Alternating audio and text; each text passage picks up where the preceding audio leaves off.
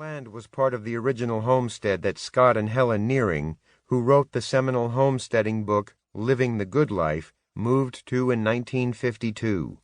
In 1968, they sold the wooded acres to Eliot Coleman, and over the past 4 decades, he has cleared 14 of the 40 acres to use for building a market garden, orchards, livestock pasture, farm infrastructure, and housing. The main production of the farm is concentrated on just a couple of acres of the best ground, with surrounding cleared fields used for some livestock pasture and grass that adds to the fertility of the intensively cropped areas.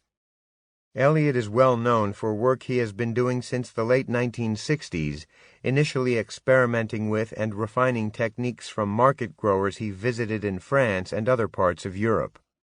His first book, The New Organic Grower, detailed the systems he developed and has been an essential reference for small growers since it was first published in 1989.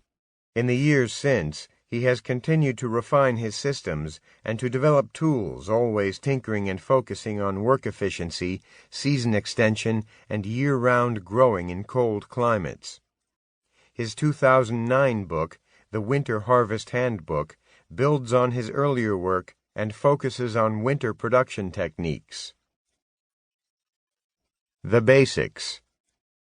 At times, including the present, the farm has cut back on selling during the conventional growing season to focus on out-of-season production, the other 8 months, as Eliot calls them. They have reduced the number of markets they sell in, but they are still tinkering with and refining systems on the farm. The core of the farm is still intensive year-round vegetable production. Poultry and sod have become a larger part of the rotations in their production system. Eggs were added in 2009, and in some years pigs. The animals allow the farm to produce more fertility in place. Eliot can also take more time to work on tool development as production pressures have shifted.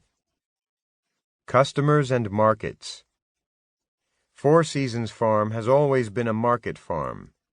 Until just a few years ago, the farm was traveling to as many as 3 summer markets, all within an hour's drive, running a farm stand on site, selling to restaurants and stores in the area, and continuing through the winter with one farmer's market.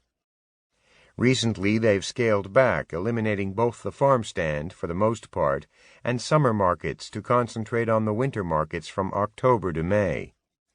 They continue to sell to stores and restaurants year-round. Barbara operates a small flower business on the farm, selling mixed bouquets wholesale to several stores in the spring, summer, and fall. Labor. Training young farmers has always been one of Eliot's interests. Depending on the season and the goals for the farm in that year, he typically has 1 or 2 employees who start working in February or March. Another 1 or 2 new hires come on in April, and sometimes more start in May or June. As the work slows down in September, some of the employees finish their seasons, but most of the crew works through Thanksgiving, with 2 staying on through the winter. Eliot oversees the vegetables and livestock, keeping records such as planting and harvest dates. Barbara works with the cut flowers and runs the back end of the business, hiring workers and keeping the books and financial records. The farm's worker training doesn't follow a formalized structure. Workers are employees first, and therefore learn primarily through work. But Eliot and Barbara are always there to answer questions, and when employees show interest in particular areas, they receive extra resources and information and room to experiment. The farm has small apartments in some of the farm buildings for the crew to live in while they are working on the farm. They share a kitchen and shower in another building on site, and the farm is building a house for a permanent farm manager. Water. Water on the farm comes from 2 drilled wells on the property. Some of the tomatoes get drip irrigation, but most crops are irrigated with overhead sprinklers. Garden hoses feed the sprinkler system. Wobblers on stands, either rebar stakes or tripods, are the sprinkler of choice in the outdoor fields, and 3 or 4 can be strung together to water the full bed lengths. Quick disconnects between hoses make the systems easier to take apart and faster to move. In the tunnels, Netafim